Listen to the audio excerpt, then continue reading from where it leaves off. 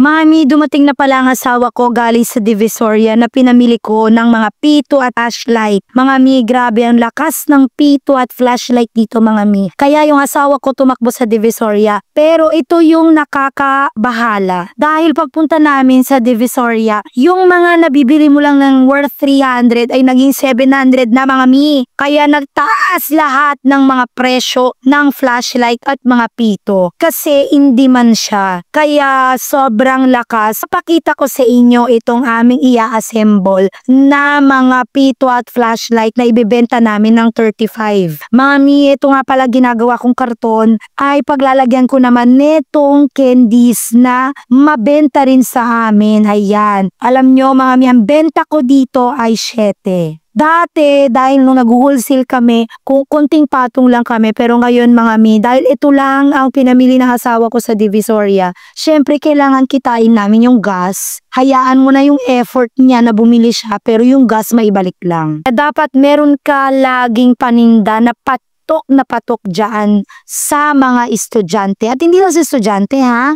Yung anak ko nga mga mi, gustong gusto niya to kaya bumili kami ng marami. Lagi ko sinasabi sa inyo mga mi, tip ko sa inyo mga mi sa tindahan na kapag ano yung fast moving, go ka, bumili ka. Katulad ngayon, hindi man ng pito, go tumakbo ka dahil mapag-iiwanan ka ng ibang tindahan. Sila ay mayroon ng mga binibenta, ikaw panunuorin mo lang sila. Tapos saka katatakbo kapag hindi na siya mabenta, nakabili na lahat ng estudyante. Mga mi, dahil pati high school naghahanap ng mga pito kaya yung asawa ko ay pinatakbo ko na dyan. Mga mi, ito nga pala yung flashlight na pinamili ng aking asawa. 5 box yan mga mi. So, bawat isa ay chinecheck ng anak ko kung umiilaw. Pero, ito ang naging problema namin dito mga mi. Dahil mabilis mamili si daddy, hindi niya na yan chinek isa-isa. And sad to say, may mga flashlight kami dyan na hindi umiilaw. So hindi na natin yan mabibenta.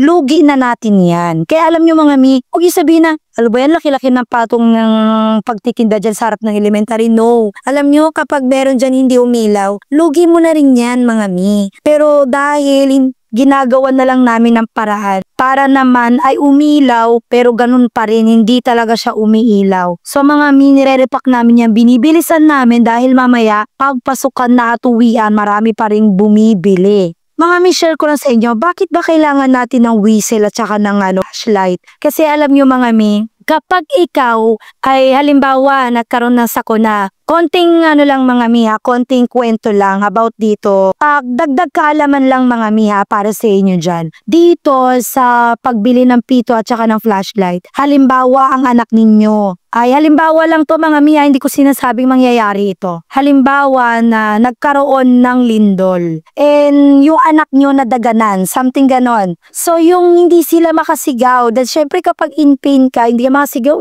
pwede kang yung pito na yan, i-whistle lang nila yan at matitrace na kung saan yung bata na naipit ng kung ano man, yung mga bato or ano man yung napaipit sa kanya. Yung whistle ang magiging daan para sila ay maligtas. And also kapag sa flashlight, ganun din, gagamitin ng bata yan. So mahalaga yan mga mi. So ito nga mga mi ay ibebenta namin mamaya. Kaya panoorin nyo kami kung paano namin ito ire-repack ng mabilisan dahil kailangan na ito ma-display. Mga mi, nagmamadali na nga kami dito mag-repack ng asawa ko dahil uuwi pa ako, maliligo, asikasuhin ko pa tong aking estudyante na bunsong anak.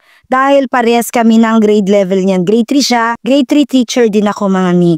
At ito nga mga mi, nilabas natin ito ang ating paninda na flashlight at tingnan nyo naman kung gaano kabenta ito dito sa harap ng elementary. Akalain mo ba naman mga mi may bumili agad na 2? So dyan pa lang makikita mo mga mi na talagang in demand siya. So anong gagawin mo kapag may in demand na paninda?